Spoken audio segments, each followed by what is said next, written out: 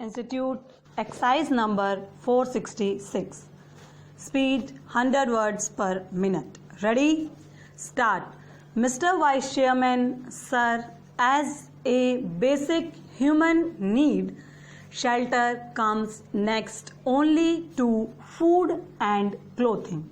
Even the early men discovered caves to seek shelter against the vagaries of nature. Today, with rising population, many of the developing countries have to cope with many of the developing countries and suffer malnutrition, disease, illiteracy, and hunger. Yet it is the housing problem which seems to be the most intractable one. About 1/4 of the world's population is either houseless or lives in abysmally poor and unhealthy environment.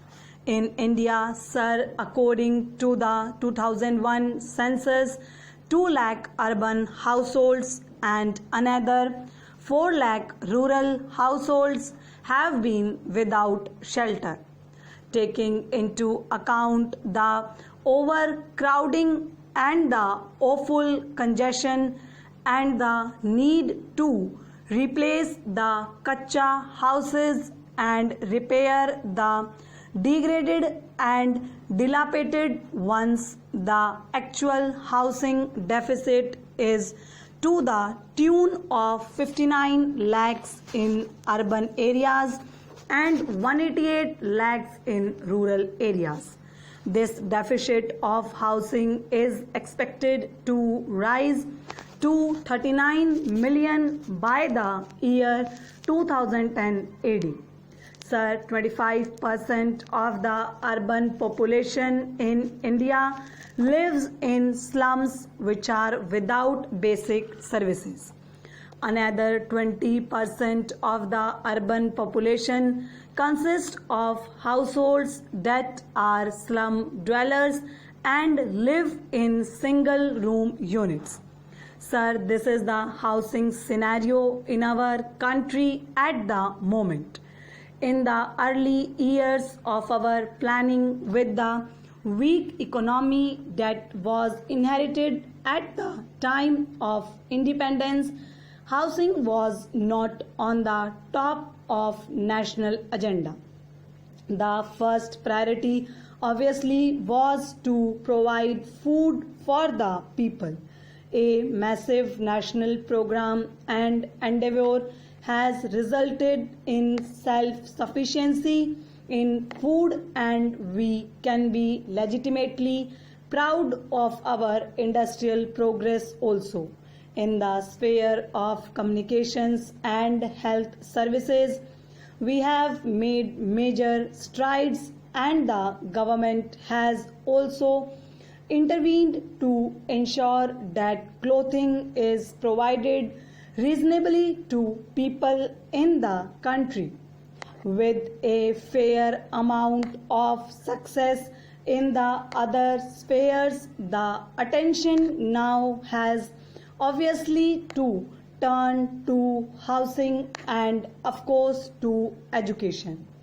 In the last decade, quite a few schemes were promoted for encouraging housing activity. For the first time, a policy of housing has been formulated to grapple with the situation. It seeks to provide affordable shelter to every citizen in the country by the turn of the 20th century.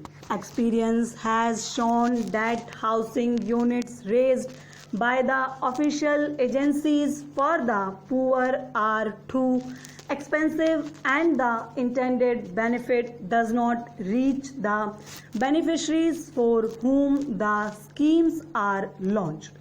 Now the housing policy acknowledges the imperative of bringing the prospective beneficiaries to the center of development process, and it emphasizes on involving the people in the housing and development programs. This is a welcome change, a welcome shift in the strategy to combat the problem. Man has always had the instinct to build a shelter for himself. Nothing else explains the mushroom growth of slums.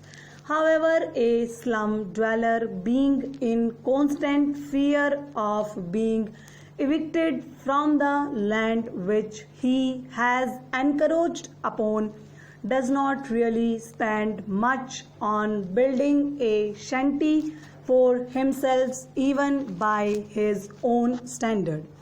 If he were to be assured of the security of tenure over that particular piece of land, and if that were not possible, if he were to be offered an alternative developed piece of land and provided with the basic services like water and sewage system, street lighting and other important amenities, and also offered some small loan on soft terms, I am sure that every household will be able to build for itself a house which would conform to the basic minimum housing norms postulated by the housing policy.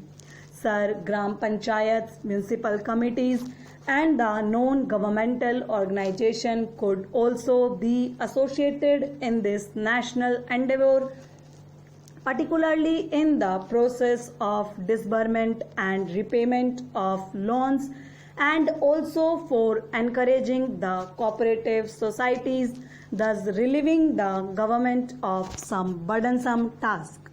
Sir, today you know that the price of land is oscillating at an unimaginable rate. Big business people, big land developers and property dealers enter the business of real estate, which leads to speculation, and this has raised the price of a small housing plot to such a high level that at least 60% of 15 square meters, which is the minimum norm fixed for housing in the urban areas by the government. Sir, it is in this perspective that I say that any housing policy can serve a useful purpose only if the task of developing the land for housing purposes is taken over entirely by the government. The role of private builders in contributing to the housing activity in the cities cannot be undermined. But cases are not wanting where people investing their lifelong savings in a house plot have been cheated by the property dealers. Land mafias have come up in almost all the major towns and cities of the